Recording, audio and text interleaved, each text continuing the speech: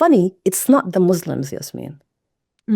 It's my fellow English, non-Muslim, white, male and female comedians coming up to me and saying, what you say is very brave, but then be careful not to be racist and Islamophobic. It's not the Muslims. It's the allies. The useful idiots. Yes. How weird is that? How much of a betrayal is that? I don't know how we got here. How did we get to the point where a non-Muslim English person stands in front of this Middle Eastern refugee ex-Muslim woman and tell her she shouldn't be racist? Tell her that Muslims are a minority and we have to take... I'm a minority. I'm a minority of the minority who is of that minority want to kill this minority. Can we get the facts straight?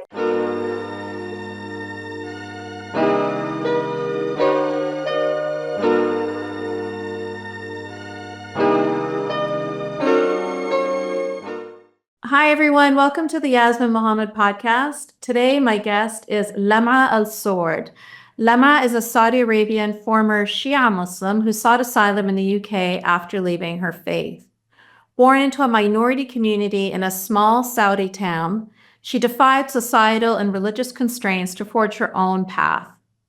She is a doctor by profession and a stand-up comedian by passion.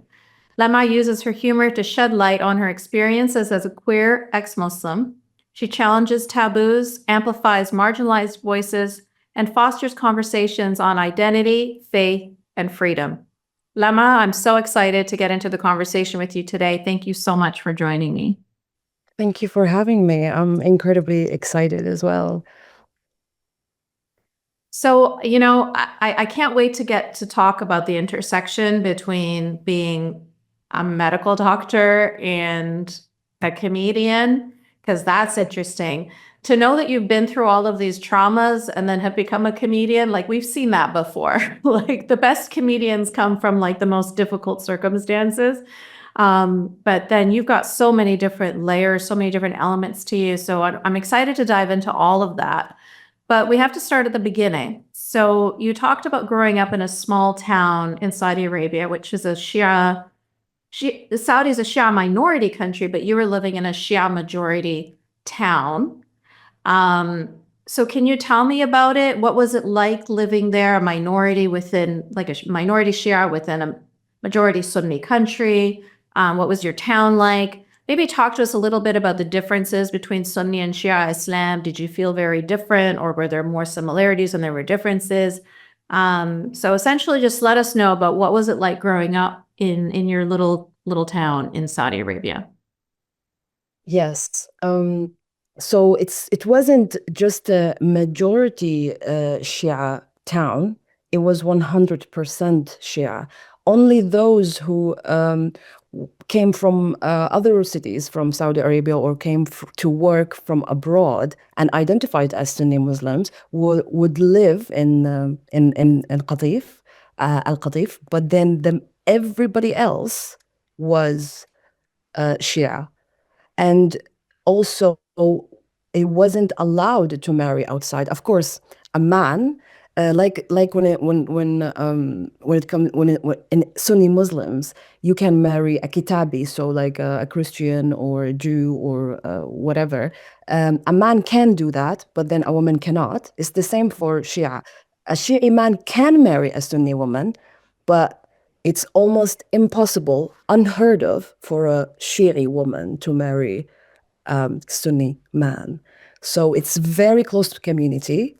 Everybody's merged. Everybody married from everybody. I'm sure if you do a DNA test of the whole town, you will see that almost everybody is a cousin, because there's a cousin, this cousin, this cousin, this cousin. It's very close community.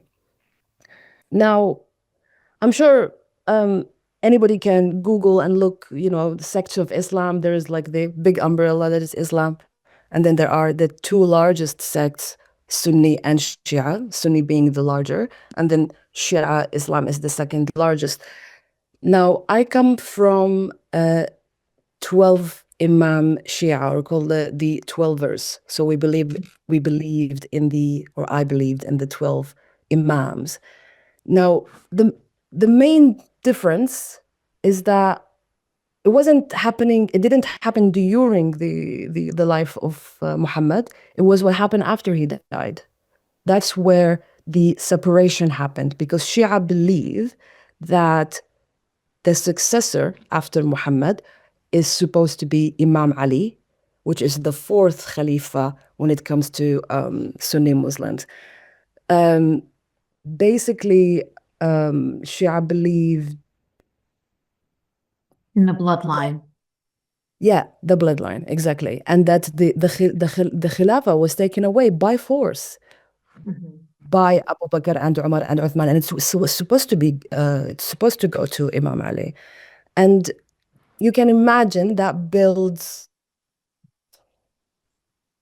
some type of resentment, um, some type of oh, we're oppressed immediately. Like the first thing you are taught as a toddler, that you are oppressed by these nasty people who took away Khilafah from Imam Ali. It's supposed to go to Imam Ali, and then you grieve it. The whole, like, if you go through the history of Shia until now, especially now, we're talking about now, and talking about my town specifically, it's a lot of grief, a lot of sadness, a lot of belief that we are oppressed today.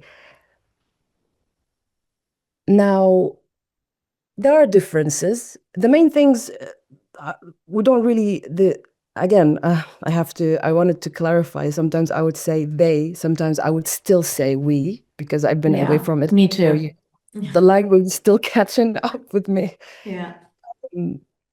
But the fact that it was taken away, therefore we have to be sad about the oppression that happened to us. However, there is someone, which is the 12th Imam, believed in the Shia community, the 12th Imam Shia community. Of course, I'm talking about only the 12 Imamers. I'm not talking about the Ismaili, I'm not talking about other sects.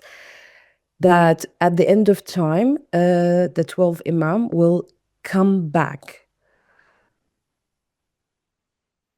After Imam Ali, his sons took over, and then their children took over until the 12th Imam, which is Imam al-Mahdi.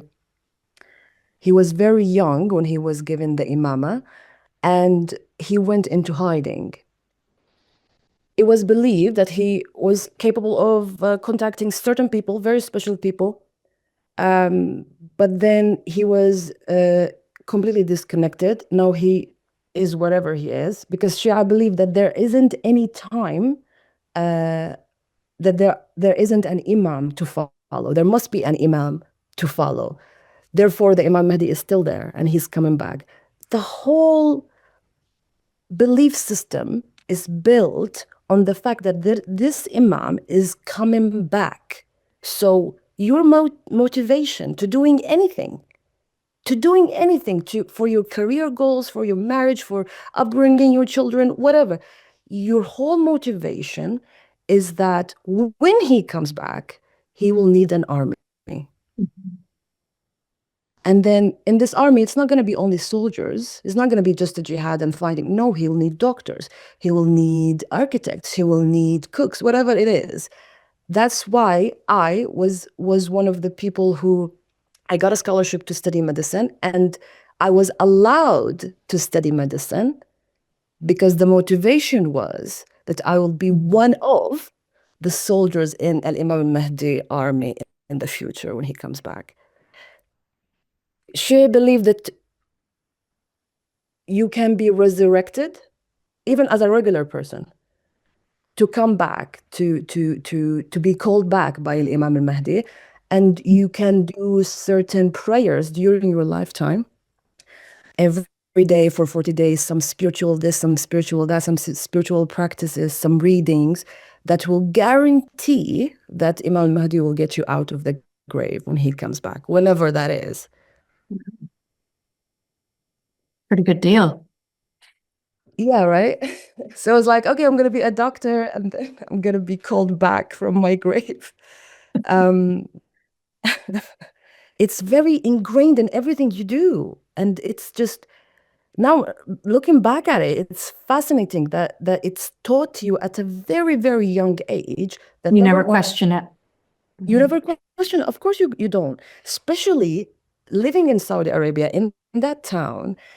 During the day, in the morning, I went to school, regular Saudi school. We were taught Sunni Islam, of course, it's by the government. So Tawheed, Tafsir, Fiqh, all of the above.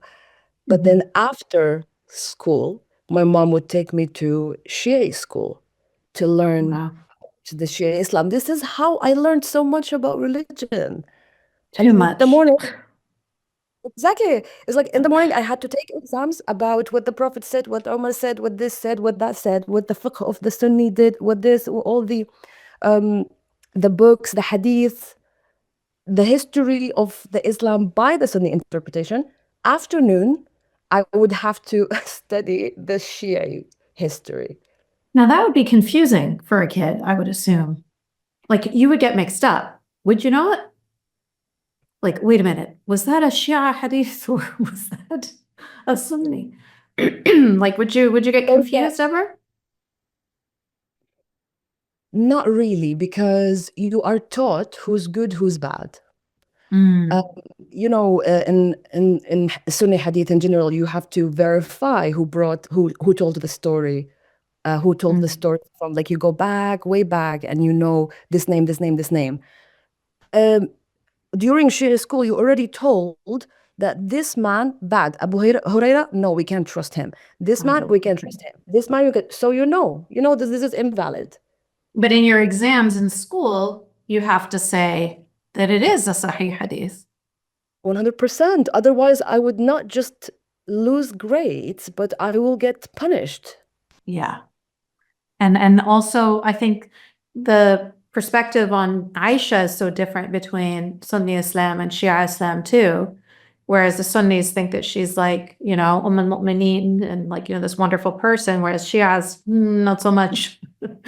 And so I feel like there's going to be times where I don't know. I would just I can't imagine what it would be like taking so many religious classes already as a Saudi person. You're taking like 5 or 6 Islamic classes, Sunni Islamic classes, and then you have to take Shia on top of that, which kind of like overrides or contradicts a lot of what you just finished learning. But then you have to make sure that in your exams and in class and in front of your friends and in front of your teachers that you say the right thing, because like you said, not only is it going to affect your grade, it could potentially affect your safety, your life. So you better get it right. You better not say anything bad about Aisha.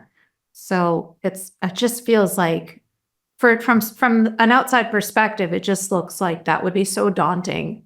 I'm glad that it was not so confusing for you, but I mean, I think that's probably a testament to your intellect, because that sounds like it'd be pretty confusing for most kids. It The way that the community operated, still operates, that they made sure that we weren't confused. We know the truth. We know the Mm, truth. There is no if or but. The truth is the Khilafah was taken away from Imam Ali. You are who mhm, you are, Shia, you are follower of Imam Ali. That's it. That's mhm, it. And every day you will be reminded of that, every occasion. And one of the biggest thing, and I believe people might have an idea, which is the Battle of Karbala and the grief of Ashura.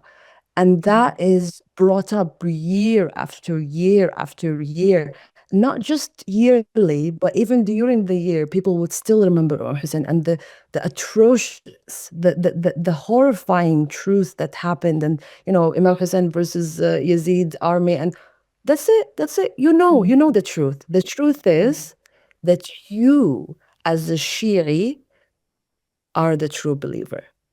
mhm. You So are I the one wondered, who's going to have. do you have an allegiance to Iran in any way, with it being the Shia majority, or is it they're not Arabs, so they're different, or what is the loyalty there, or is there any loyalty? There is. There is. Mm, It's um I dare I say almost every house has a picture of some Ayatollah. Wow.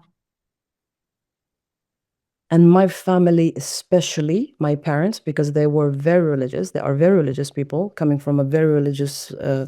Um, so the Qatif in general, there's like, some spectrum, let's say, some religiousness, and then a little bit open-minded.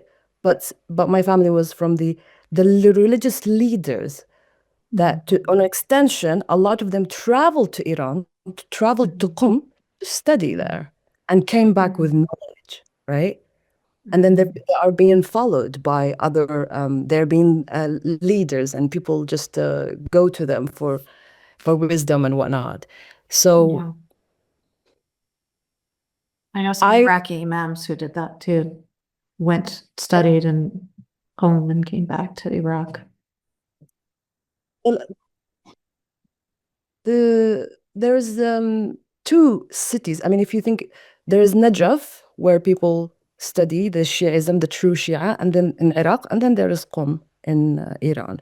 And in my town, a lot of people would travel to either or to gain the knowledge and then come back to lead. Um, my mom was one of the people who was affected, influenced, let's say, influenced by the revolution in the late 70s, was it, in Iran? Yeah. Very affected, very, very influenced. In what way? Like she was excited and happy and wanted to like be a part of it, move to Iran and No, they celebrated it. They were happy about it. Some people went out publicly, but then they had to flee Saudi Arabia because Saudi Arabia did not have the tolerance for that. And yeah. then they learned that a lot of people had to keep quiet. And that's the thing, right? In Shia, there is this taqiyya that you have to blend in. Yeah. You have to not show yourself that as a Shia out there. But then behind closed doors, so many rituals happened, so many different prayers happened, and they just kept it very close.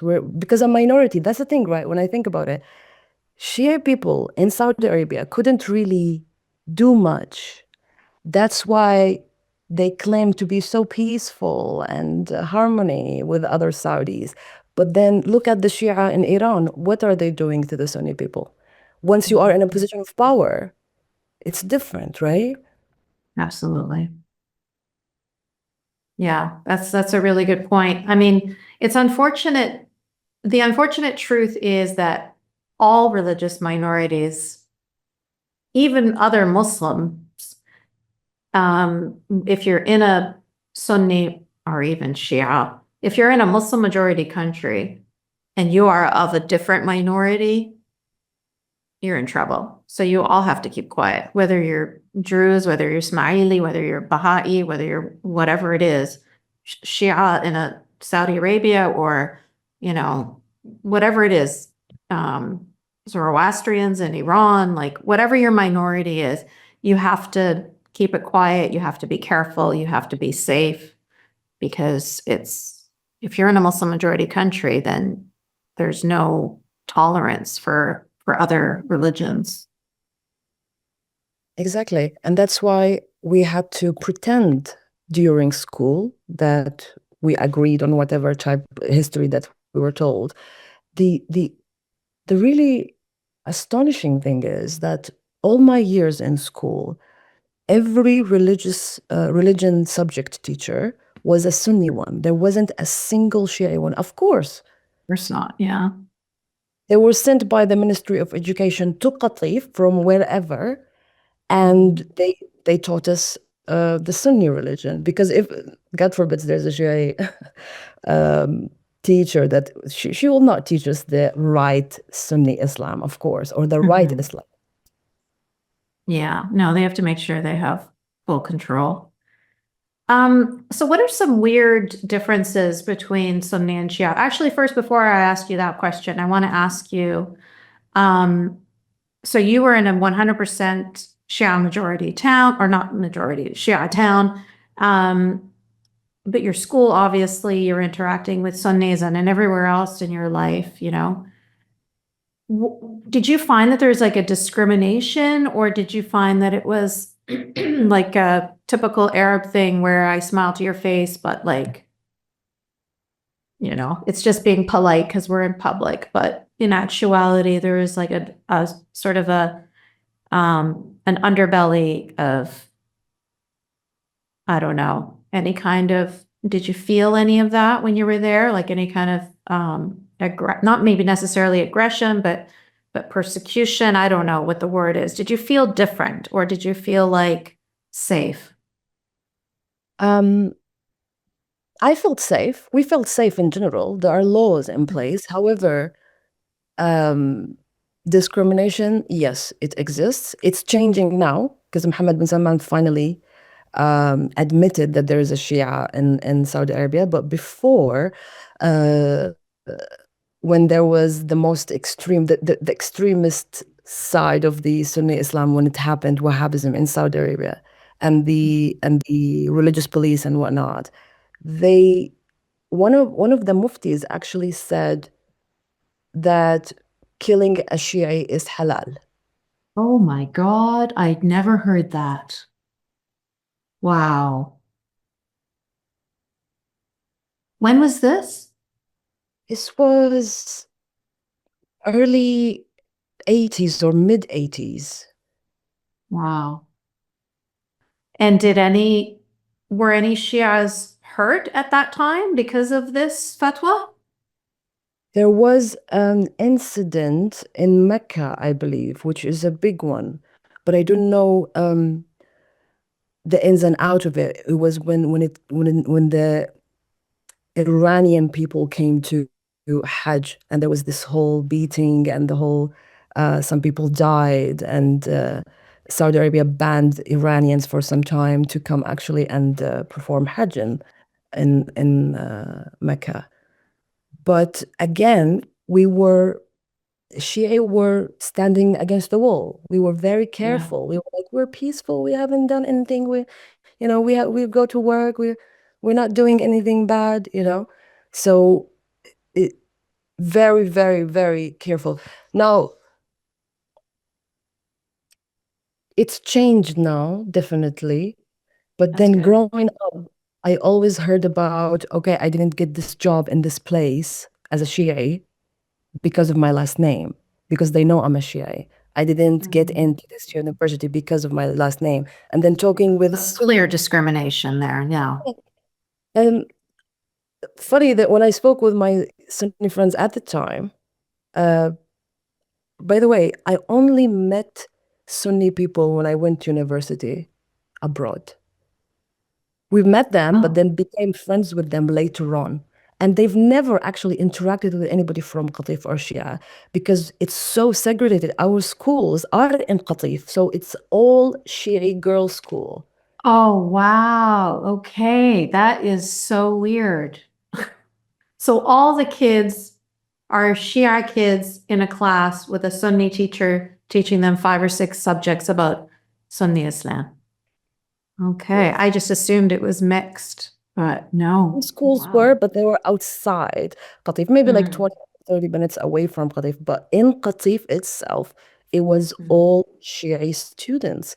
So when I went to university and then I started meeting the other Saudi people who are Sunni, and then they would tell me that they were told not to take food from me as a Shia because I'm going to poison them, that I have some type of deformity in my body.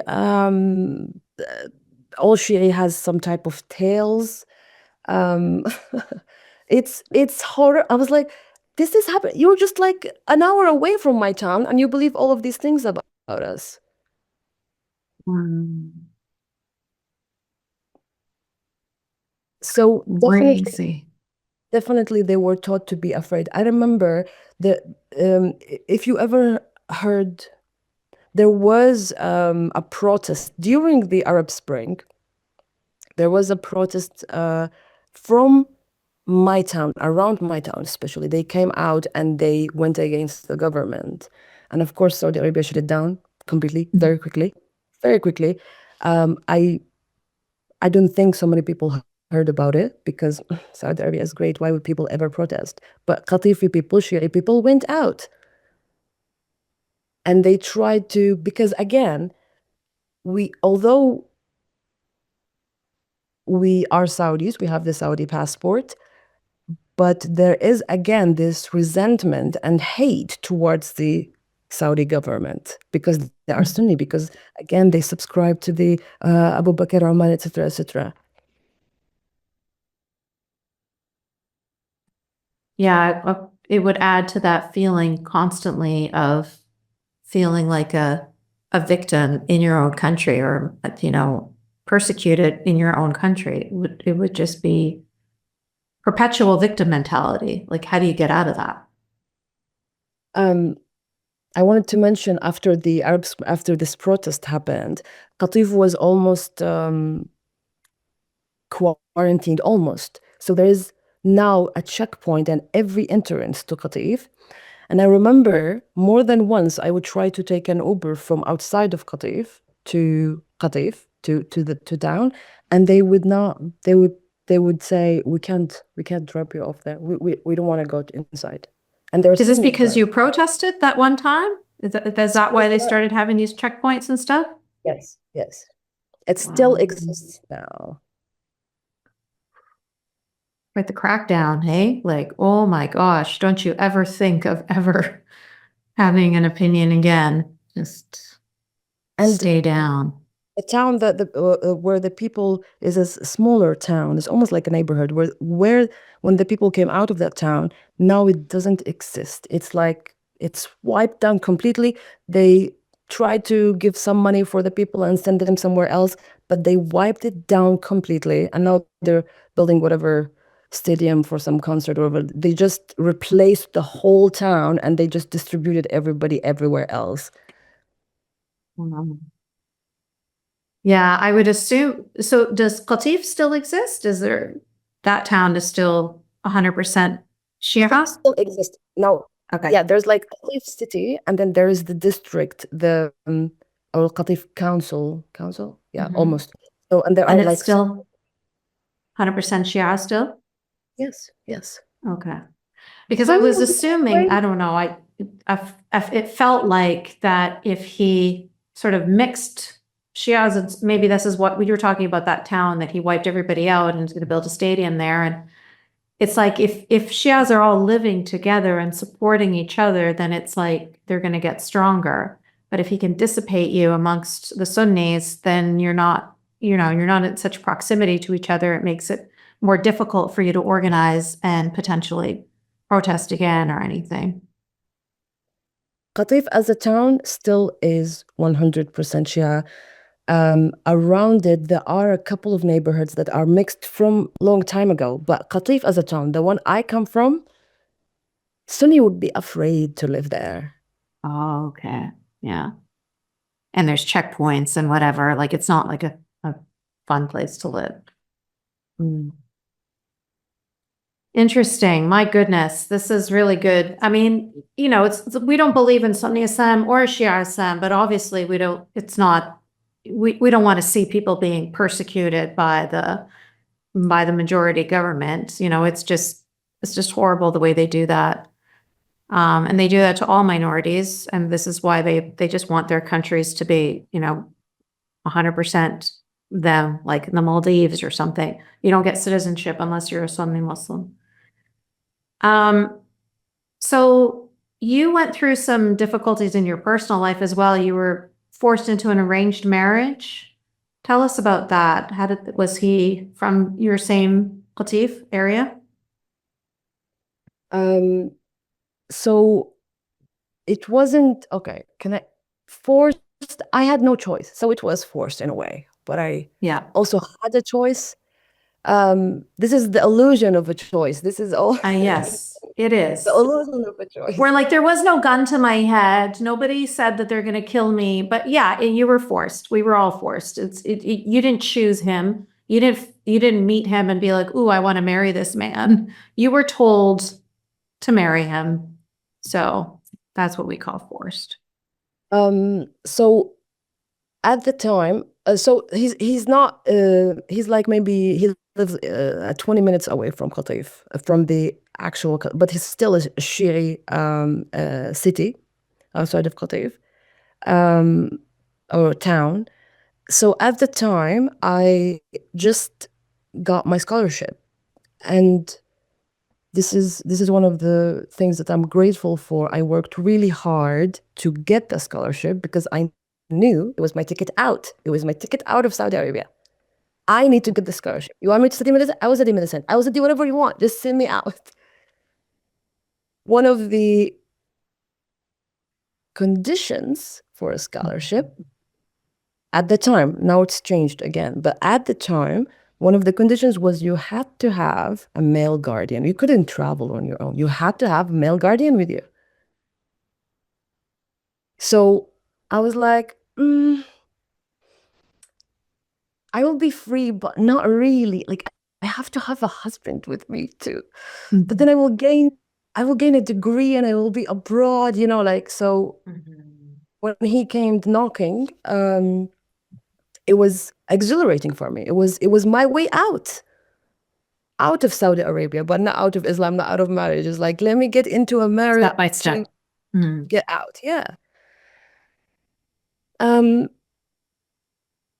So yeah, it was traditional. He heard about me from his friend, They came to my dad. Then the men of the family gathered and asked around about him, his background, his job, his religiousness, And then they introduced me to the report. Here's this man, 1, 2, 3, 4, 5, 6, 7, 8. Do you agree? There's nothing wrong with him. Yeah. And the main point that my dad and my mom emphasized, he is willing to leave his life in Saudi Arabia to travel with you abroad. He is willing. No, I'm his ticket. I'm his ticket. Yeah. I'm the one who done the work. I'm the one who killed myself studying. The scholarship program doesn't accept anybody. And he's getting the free ticket out without having to do all that work. Just marry her. That's getting it all. He's getting a beautiful, intelligent woman, young, because I was right. was maybe 18. He was 31, something like that. By the way, all my sisters were married before me, and I was the oldest when I was 18. Right?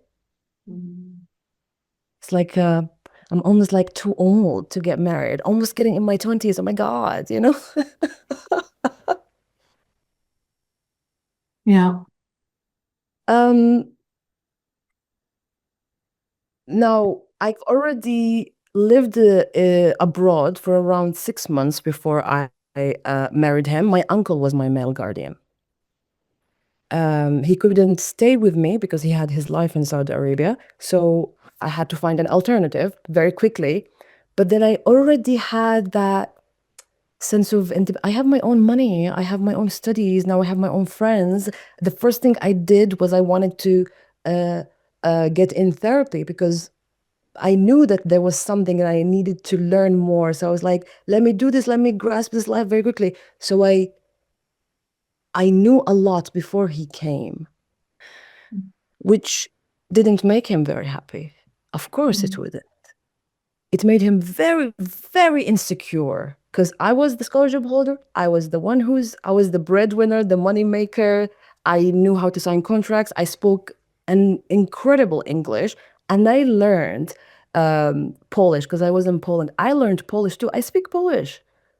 Wow. And he was there like, hello. He couldn't even speak English. So imagine being a traditional man coming from Saudi Arabia, expecting, he's a 31 years old man, and he's expecting to puppet this woman. And here I am, was like signing contracts, going left and right, doing this, doing that, finishing my studies, going to like wanting to travel. Like he couldn't handle it. It just shook him. So he tried to drag me down. Honestly, I was going to ask you that. I was going to say, so did he try to disempower you? Of course. By saying, oh, you're you're doing this, it's not halal, you're doing that, it's not this. In the eyes of God, if you sin, it's double the sin because I'm a man, you're a woman, all of that. And I loved him. Honestly, I very quickly fell in love with him because it's my first relationship. It's my first relationship. Um, but then I realized that I wanted to do so much. My studies is getting affected. My grades are going down. I'm failing. I'm very unhappy. And I am so, so incredibly grateful. And this is something not everybody, women like me or women like us could say, that I had a group of women, not Muslim women, that I cultivated friendships with, whether it was my friends from my meditation and yoga groups or my therapist, my physiotherapist that I confided in. I had my other friends who were Muslim, but then, they were non-hijabis and they were like celebrating life. And all of them, all of this beautiful feminine energy was like, Lama, you're not happy with him. That's not okay for him to say these things. That's not okay for him to treat you this way. He was never physically abusive, but mentally, of course, psychologically abusive. It was coercive. The whole thing was coercive. Which is more insidious, honestly. The bruises heal faster than that kind of psychological torture. So I think back and I'm like, I'm so grateful for these women because I'm grateful for myself too, because I saw it. I saw that in order to get to where I want to, I needed to let him go. I can't continue carrying this burden. He's not studying. He doesn't have a degree. He's just sitting on my couch getting money from the government as a male guardian. Nothing. He's doing nothing. He's barely capable of speaking English. He's not willing to study Polish. He doesn't want to integrate. He's just trying to drag me. And I'm like, I can't. It's suffocating. It's like carrying a dead weight with you while you're trying to climb a mountain. While being that young, why do I have to carry a dead weight of an older man? You're supposed to be established. You're supposed to have some type of career plan, whatever it is. And what was the worst thing that I was terrified of, that I wanted to continue my studies. I wanted to continue living abroad. I wanted to be a traveling doctor, travel Doctors Without Borders, all that. And he kept saying, you're going to come back to Saudi Arabia. I will make sure you're going to come back to Saudi Arabia after graduation.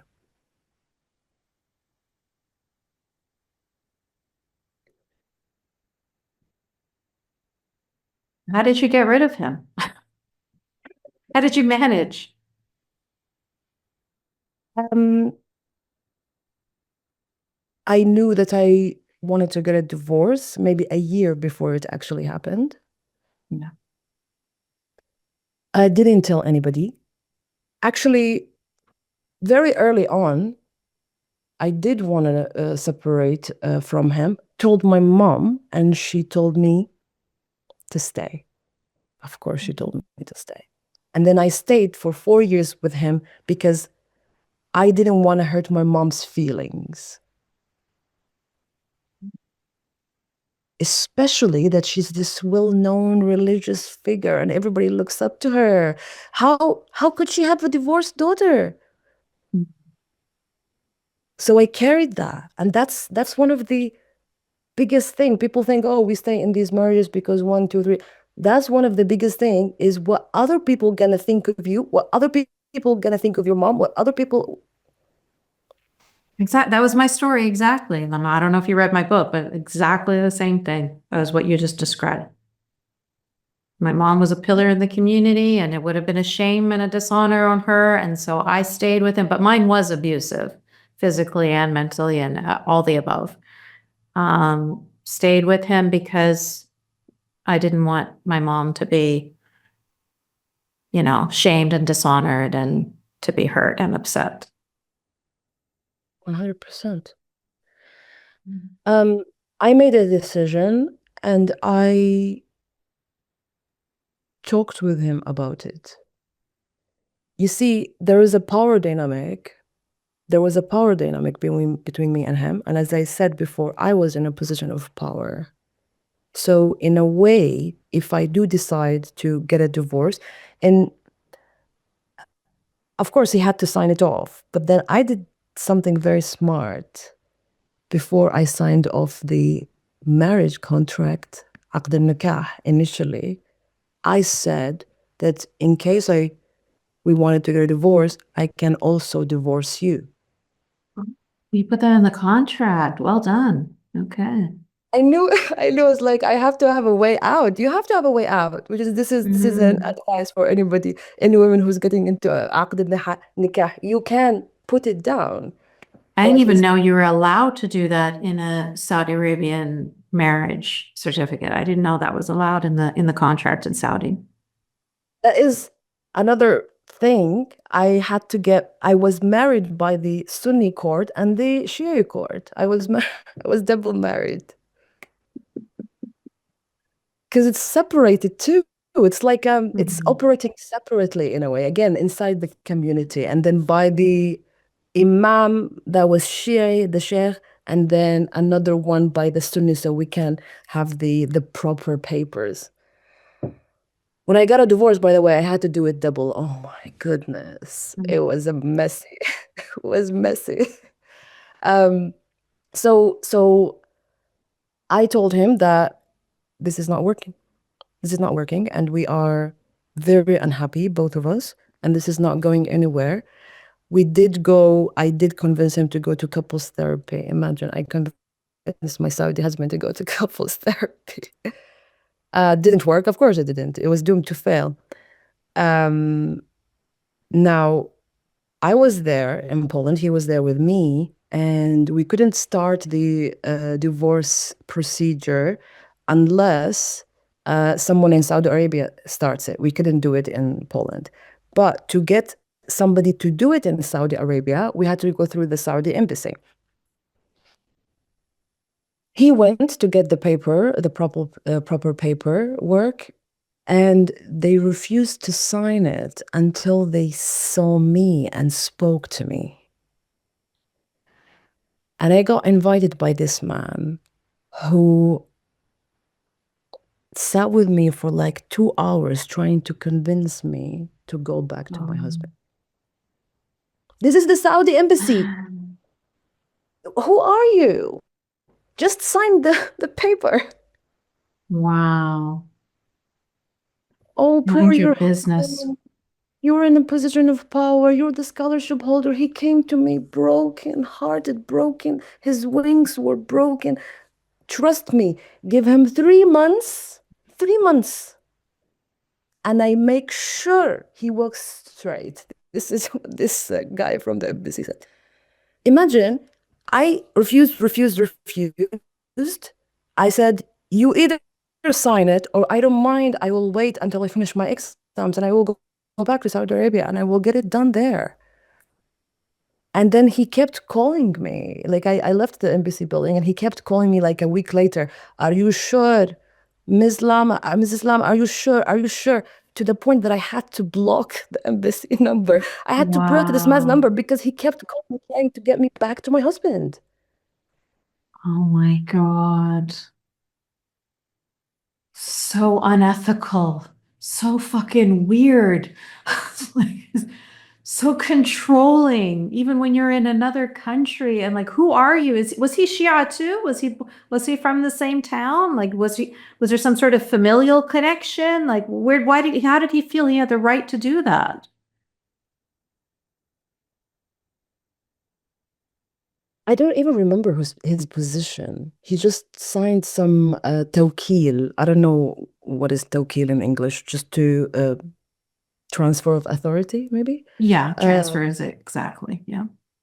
Yeah, so he was the one responsible to do that. And then he was proud telling me that during this year, he got 4 requests for this type of paper.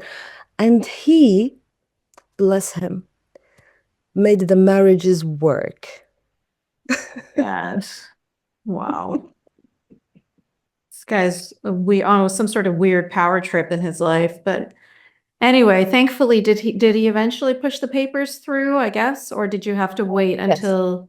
Okay, good, Yes. because going back to Saudi would have, and to have to do this would have been, I don't know if it would have been worse, but it would have been quite a headache. I had my family's back. I mean, they were reluctant, of course, but then they knew the woman I was becoming, and they knew that I was like, no, no, I'm not going to continue in this marriage. Like, I was like, no, I'm putting my foot down. I'm so unhappy. And they saw how unhappy I was. And luckily, I had some family members, my uncle, my aunt, and they were like my godmother and godfather, that they would have influence on my parents that, yeah, give Lam'a what she wants. What she needs is to continue her studies. And this man is hindering that progress. So it happened, got divorced by the Sunni court. The Shia court refused to divorce me because it's haram to divorce during the month of Ramadan. So my Shia divorce was delayed for a whole month. And then I had two, Yasmine, two. Oh my God. Ugh. And you persevered and you finally got your divorce. And then were you able to stay in Poland by yourself without a muhram? They let you? Insert my brother as the replacement.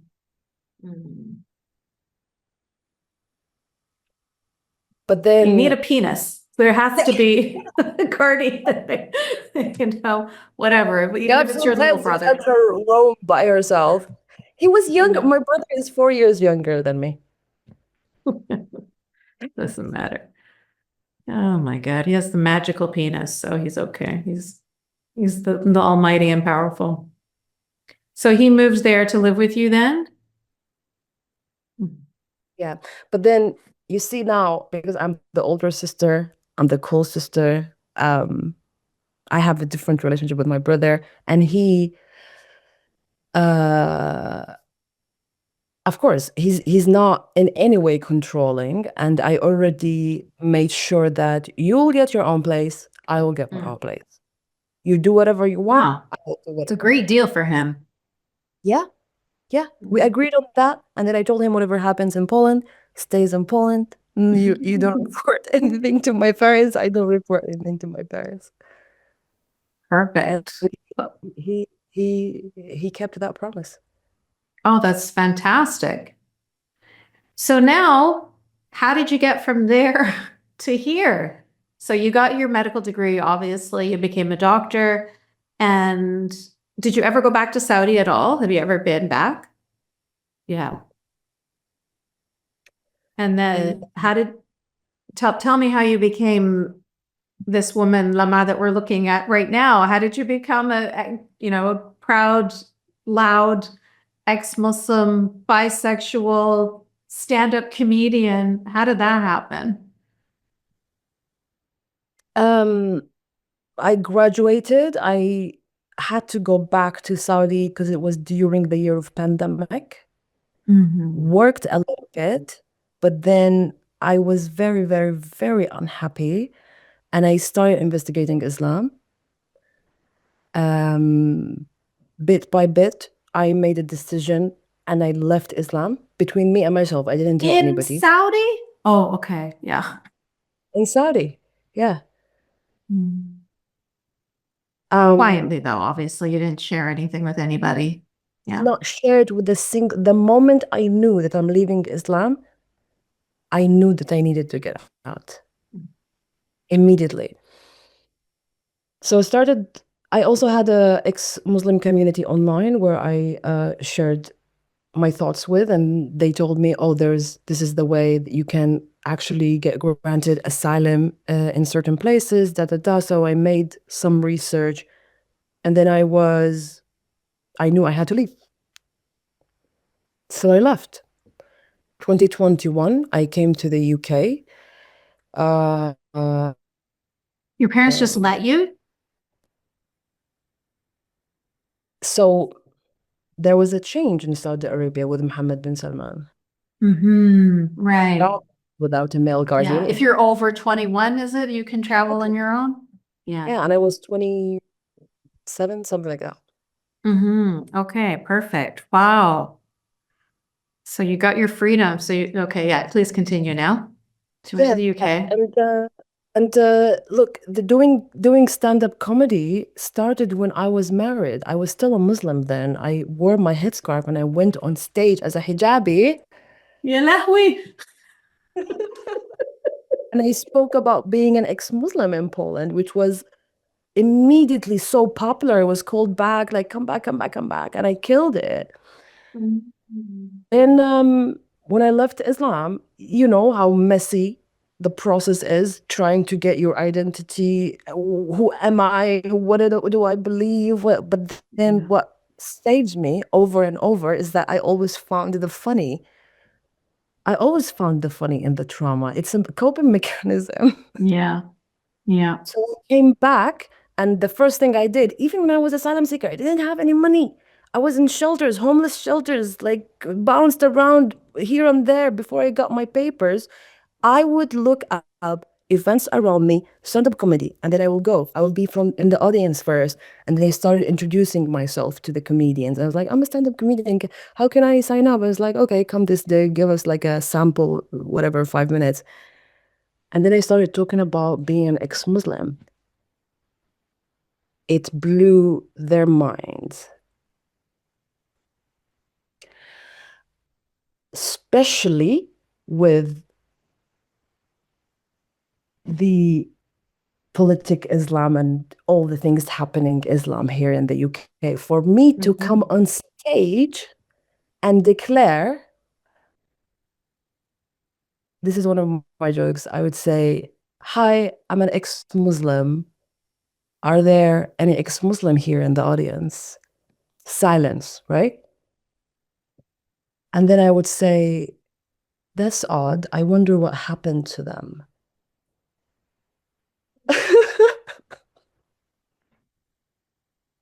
This is the type of comedy I do. Yeah. And then people are just in shock Yeah. because they have a Muslim neighbor, they have a Muslim coworker, they have this, they have. Now, do you find that it might be a bit dangerous? Like, what if you have some, it's the UK. I wouldn't be surprised if you had some Muslims in the audience. Yeah. Yes. It's scary. I feel scared, but then I feel, I don't know, I feel this is what I want to talk about. This is what I want to talk about. Because Yeah. I would even make a joke about that. I would follow that and say, are there any Muslims here? And then some people would be like, woo, like some Muslims there. I would be like, okay, if there are any Muslims here in the audience, hola, my name is Blanca and I am Espanol, por favor.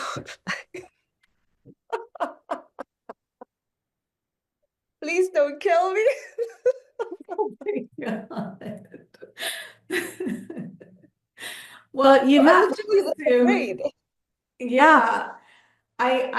You'd have to assume that any type of Muslim that's going to be, I'm assuming it's probably like a bar or something. There's alcohol there. There's, obviously mixed men and women, whatever. The extremists probably aren't coming to your shows, but it's still quite scary. Have you ever had any situations where you got like hate mail or any kind of pushback from the Muslim community in the UK, or so far so good? So far, so good, because I'm not big yet, and I'm still holding back things I want to say. Funny, it's not the Muslims, Yasmine. It's my fellow English, non-Muslim, white, male and female comedians coming up to me and saying, what you say is very brave, but then be careful not to be racist and Islamophobic. It's not the Muslims, it's the allies. Yeah. Yeah. The useful idiots. Yes. So this is the thing, because after everything you went through in Saudi Arabia, and my God, you with the marriage and Poland and your medical degree and everything, and you get out and you're free and you're in the UK and you're doing what you love and you're passionate about it and your life is like, this upward trajectory. And you kind of assume like, oh, I'm in the free world now.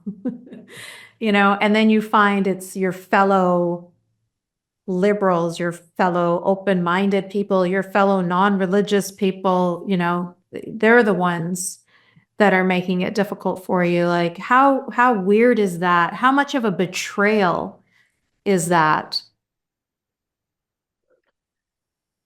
It's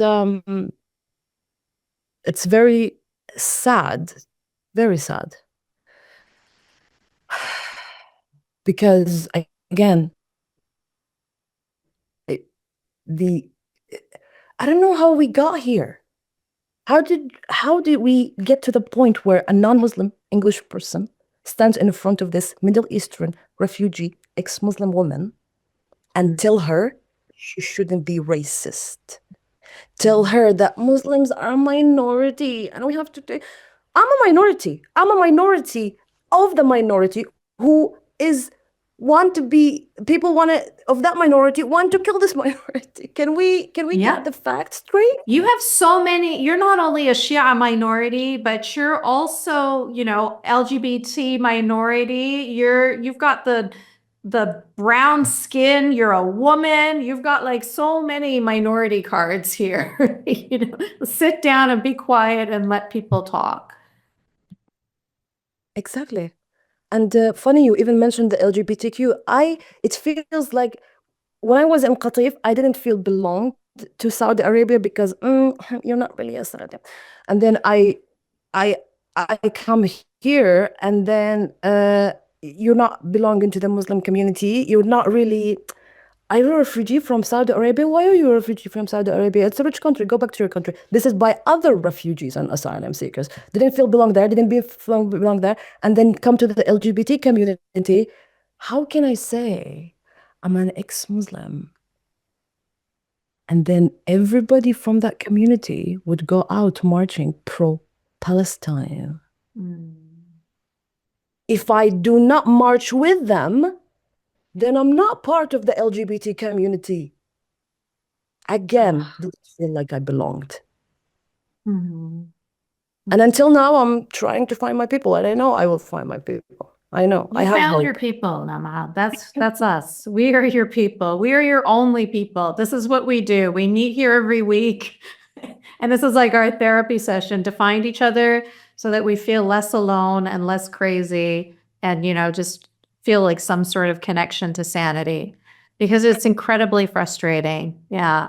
When you're living here in the West and you ran away from that conservative religious stuff and you think you're coming here to like safety and freedom, and then to have them turn on us as well. And it's like you can't win. No matter what you say, no matter what you do, you can't win. And so you need to be fitting. They want you to fit in a little box. They want you to be a caricature. If you are an Arab woman, then you are only an authentic Arab woman if you are in hijab and if you are like married with 5 children. Do you know what I mean? Like they need you to fit a certain pigeonhole of every whatever idea they have of who you should be. But here you are defying every single one of those expectations and stereotypes, and they just don't know what to do with you, right? Exactly. But rather than respecting that and appreciating that and being in awe of that, they're trying to control you through policing your speech or, telling you what's right and what's not right, or gatekeeping their community, like, oh, you're not going to be one of us. They can't control if you're LGBT or not. They can't tell you like what's what. Oh, if you're not going to be pro-Palestine, then you can't be bisexual. Okay, fuck both of you, all of you. You know what I mean? Like you can do what you want to do and be who you want to be, and nobody can control you. But it's so weird. And I say this all the time, but it's like when a woman has fought through fundamentalist Christianity in, Texas or something, she's celebrated. Like they know how to honor that. They get that. But it's like you have fought fundamentalist Islam in Saudi Arabia. How are you not immediately up on some pedestal? It's like, what is the derangement that's going on here? What is the psychosis that's going on here? Is it because they don't recognize what you've been through? They recognize it. They know it. That's why they laugh at your jokes. Like they understand the context, right? Even on any of these shows, when they try to make jokes about Muhammad or about Islam, they censor it, or they never air the show or whatever, because they know it's dangerous. Like we all know about Charlie Hebdo. We know about Salman Rushdie. We know it's dangerous.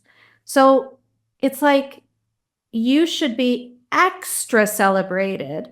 And when they see a woman like you who's outspoken and willing to go up on a stage and speak her truth, I mean, my God, they should be flocking to you, not trying to police your language. Like it's so the opposite of what they purport to believe.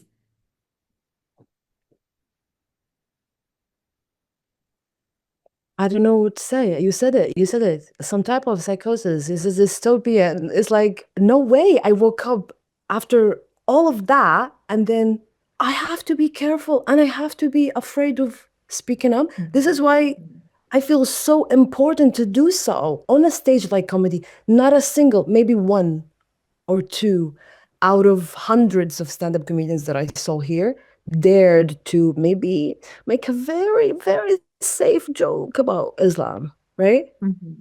I'm the only one who would go and say, well, I'm afraid. I'm afraid as an ex-Muslim of Muslims. People would come up to me after my time on stage and they would say, we really love your bravery. I think you're really funny. But like we're a bit afraid to laugh at like my mom is here or my partner or whatever. They are afraid to laugh out loud, even though among themselves and their closed door, they would do, what is this? What is this? If this is not another Saudi Arabia. Yeah. Saudi Arabia is top down, but these guys are bottom up. They create their own policing, their own blasphemy laws. They control each other. It's so sad. It's pathetic. It's so weird. It's shockingly cowardly, especially when you see like the women in Iran, for example, how they're out there protesting, burning their hijabs in the streets, like in front of like the IRGC. People are gunned down unceremoniously in the streets, left to rot in the streets and in the rivers. And still they go out there and they protest and they speak their truth. And then in the United Kingdom, in one of the freest countries in the world, you can't even stand on a stage and speak your truth without having some sort of pushback from like these almighty saviors who are trying to protect the minorities, which is you. It's like, it's that the cowardice is terrifying, because that's honestly why things keep on getting worse day to day. That's why things are so bad in the UK right now, and they're only going to continue to get worse, is that cowardice. It's just so weird, because what happened to Great Britain? You know what I mean? Like what this isn't what we expect. This isn't, it's sad. It's really sad and pathetic and terrifying.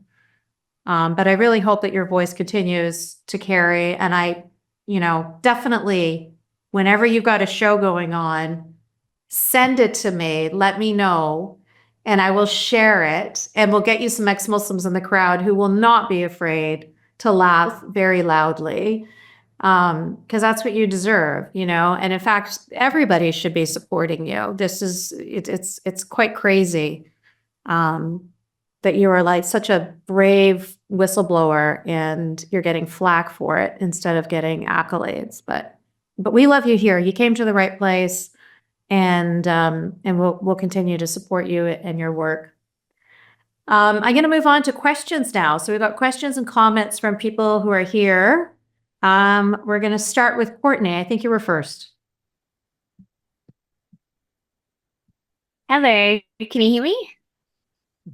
Yes. Yeah, great. Hi Lama, hi Yasmin. It's so nice to meet you.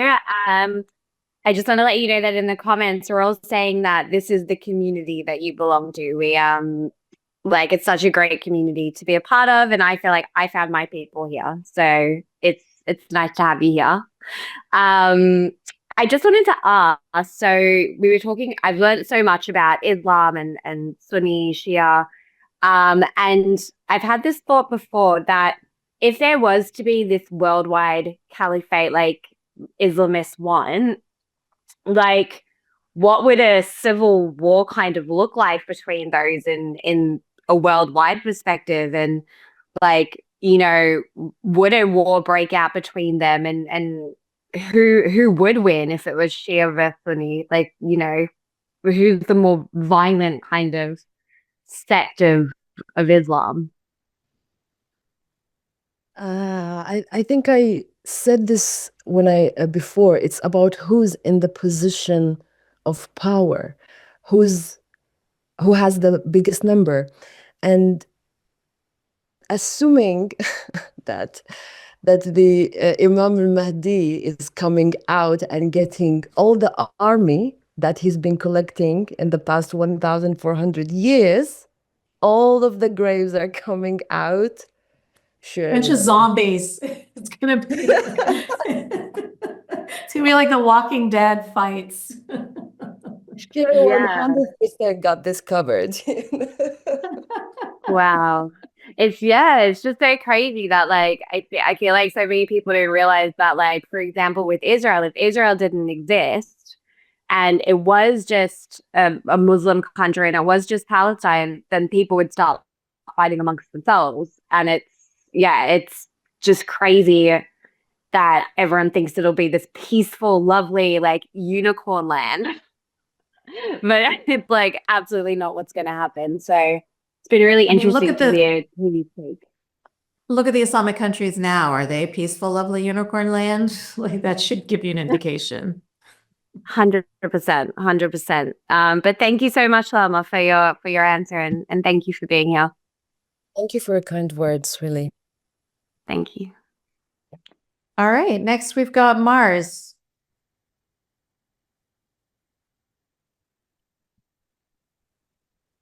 Thank you, Yasmin.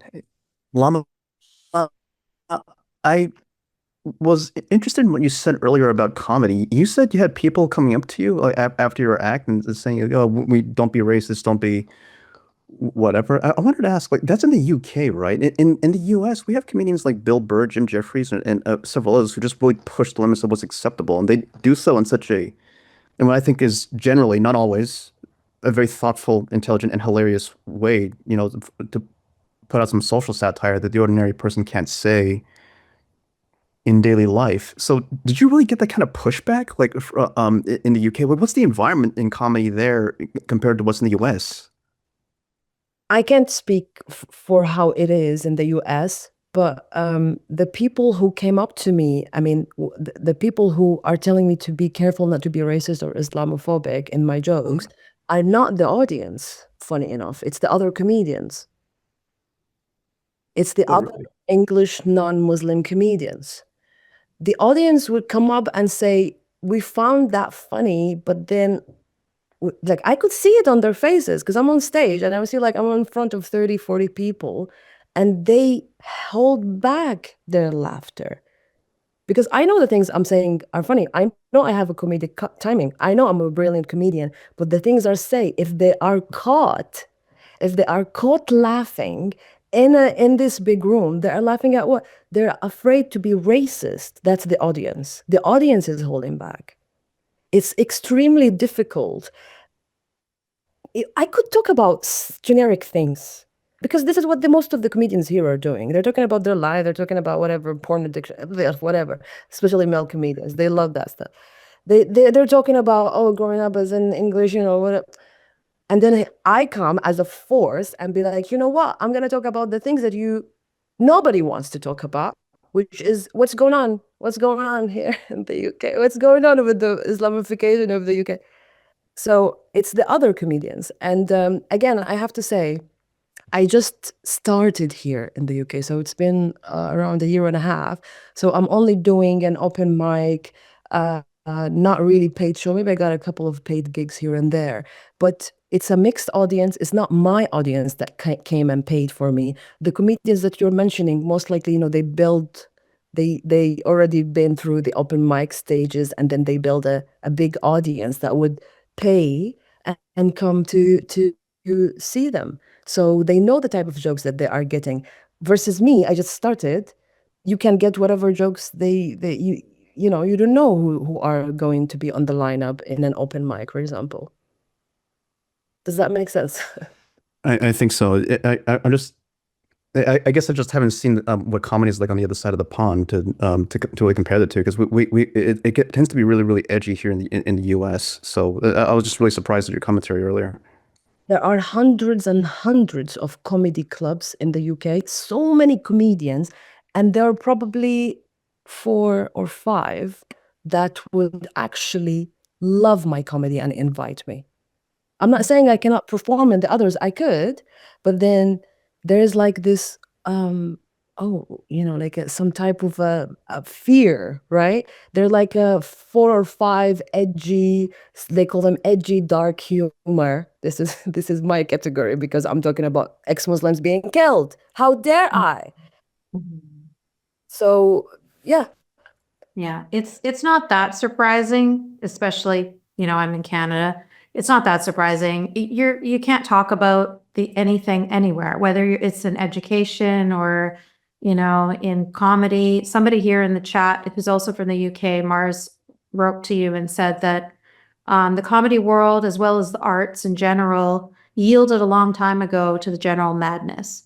People are too scared to speak up, although a few privately share their concerns, but overall, people are too worried to lose their positions, funding, or jobs should they voice their contrary views. That's what we're all living in. I mean, I'd assume in America, it's probably not as bad as the rest of the world because you guys have free speech and everything, and you guys have, you push back a lot more.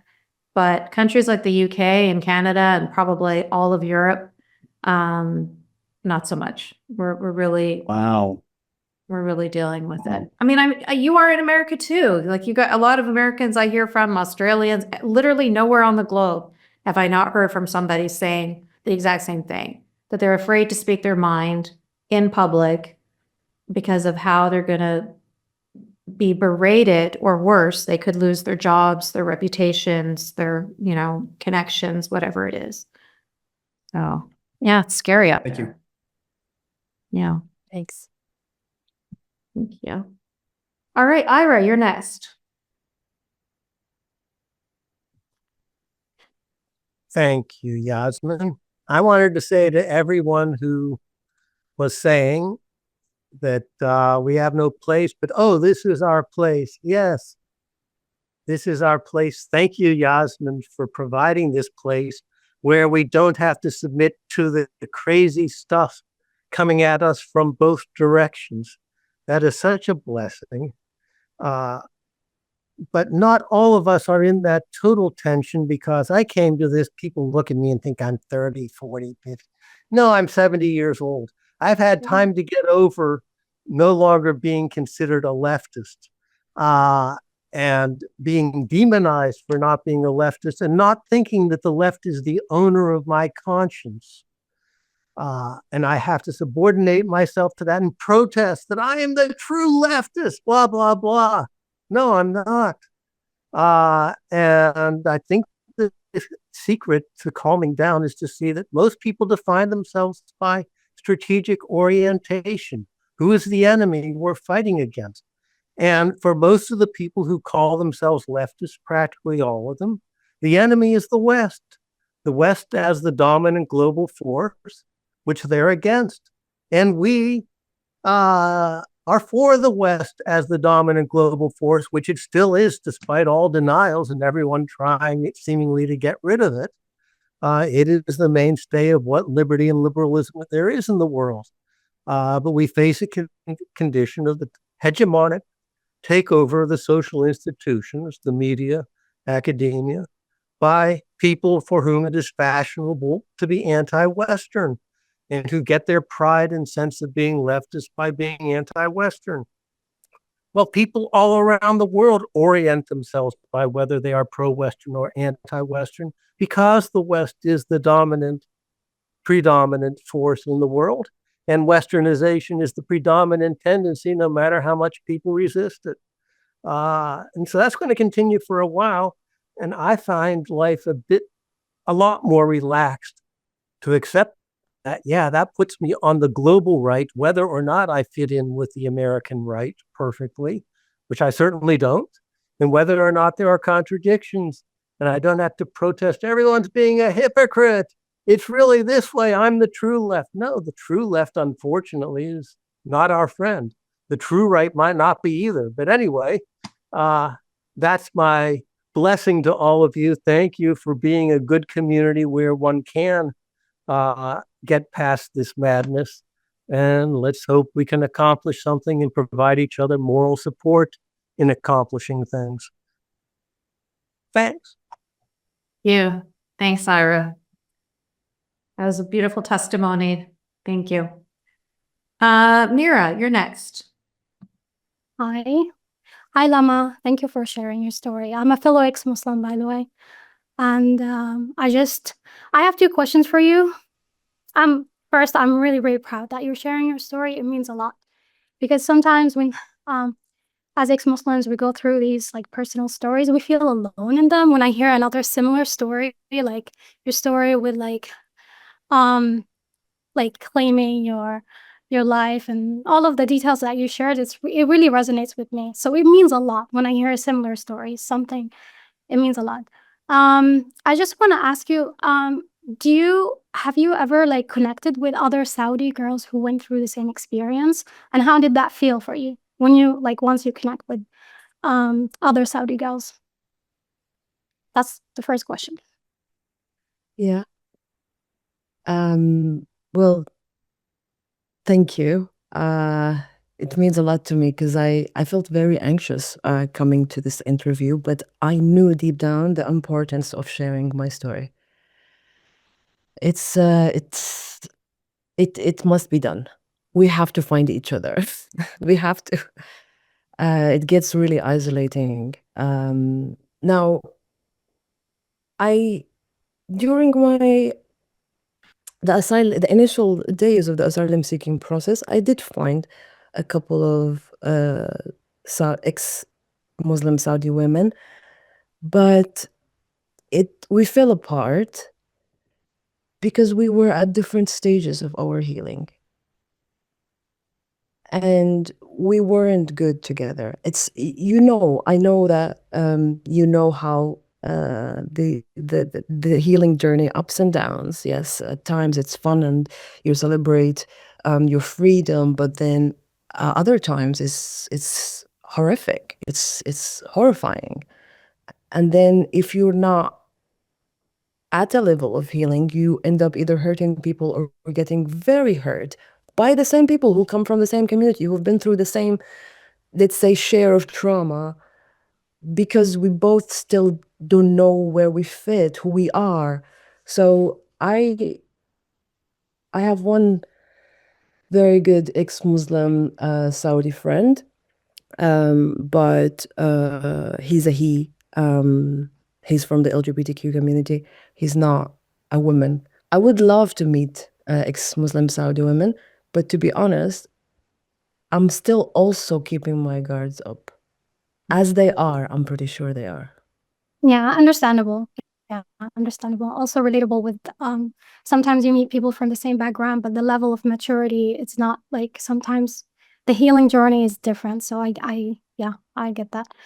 Also I relate to when you said that you were silenced by other like citizens of the UK that's supposed to be allies, like when you did your comedy shows. So I really find that really frustrating, and I relate to that because also being like Israeli citizen Palestinian, when I talk about like the honor killings in my community, I find myself here in Canada being silenced and be like, oh, you should be careful because Palestinians they're like the victims. if you talk about honor killings, you portray them as like the perpetrators. So it's like there is this like lack of understanding of nuance, and it's really frustrating coming from people who study like political science, people who like they're supposed to be. It's just, yeah, like hearing these interactions with others like here, it was like mind blowing to me. I was really shocked. Like, oh my God, I should be like careful when I talk about my own experience. It was shocking. So I don't know how you're dealing with this. Yeah, it just, I shared that. Thank you for sharing that. I think the only way is that we push back. I'm not gonna change my materials. If anything, I'm gonna add even more borderline Islamophobic and insulting material, because this is what I want to talk about. It's my truth. And you know, sometimes I'm afraid. I'm truly afraid. I'm like, if anything happens to me, what if I get doxxed? What if anything happens to me, it's only evidence that the group I'm afraid of, I have the right to be afraid of them. Because they hurt me. I mean, they hurt me before and now they're after me again. So here is your evidence. This is why it's important I go on stage and say the things I do. Beautiful. Lama, you have to share your social media, everything with us. Everybody in the chat is like wanting to know how they can support you, how they can come to your shows. We have lots of UK listeners of this podcast. So I hope that you're willing to do that and that you're going to get a lot more attention on you now. But it's all loving attention. It's all people who adore you and who celebrate you. So yeah, we really want to be there for you. Before I wrap up this conversation, I just want to make sure that you've said everything that you want to say. There wasn't anything lingering, maybe some final words of advice for us all, or maybe just letting us know how we can support you. Just going to give you the floor to share your final words. I think so something I wanted to say is after leaving a high control religion, it gets really messy. But then it gets better when you find the right support, the right people. And you're gonna meet a lot of wrong people and a lot of people that are gonna stand in your way, invalidate your story, even here, yes, even in the West, even healthcare professionals. But that doesn't mean your story, your truth, is not true. You know it. Your body knows it. Even if you don't remember it, your body knows it. Your body carries it. So I really, I want to send all the healing energy for every whatever religious Muslim high control group, because it's really, really, really hard. But you don't have to do it alone. Yeah, absolutely. Thank you for having me. Thank you so much for coming. Thank you so much for coming and sharing your magical, beautiful energy with us. This has been such a treat. I absolutely adore you. I'm so grateful that I found you and that we've had this conversation. You're such a light. And yeah, this is not going to be the last time that we communicate. I'm going to be sending you a message. As you were talking, I'm getting all these ideas. So I'm just going to be sending you a message privately and telling you my thoughts. And yeah, so much love to you and love to everybody who's joined us here today. And everything that you said, Lama, is so beautifully said. And thank you. Thank you so much again for being so honest and pure and lovely and gracious. And we appreciate you so much. Take care, everyone. Thank you. Bye.